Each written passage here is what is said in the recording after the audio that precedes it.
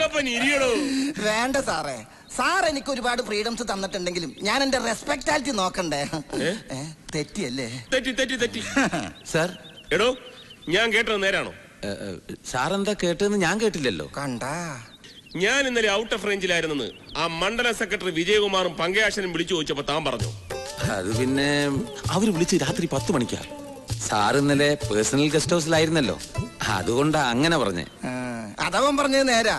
Guest ഹൗസിൽ ചെന്നാ 8 മണിയാവുമ്പോഴേക്കും sir out of range ആവും. 9 മണിയായാല് സ്വിച്ച് ഓഫ് ആവും. അല്ല, ഈ വീക്കിൽസ് ഒന്നും നമ്മുടെ അണികൾക്ക് അറിയില്ലല്ലോ. അറിഞ്ഞാലും നടേശൻ ഒരു ചുക്കുമില്ല. തങ്കപ്പ, എന്തോ ഈ മന്ത്രിപ്പണി എന്ന് പറയുന്നത് തന്നെ പോലെ ചുമ്മാ MLA പണിയല്ല. നാട്ടുകാരോടും കൂട്ടുകക്ഷികളോടും പ്രതിപക്ഷത്തോടും ഒക്കെ വികസനം എന്ന് പറഞ്ഞ് വായിട്ടലിച്ച് ഓരോ പദ്ധതികൾ ഉണ്ടാക്കി 10 കാശുണ്ടാക്കുമ്പോ മനുഷ്യന്റെ ഊപ്പാട് വരും.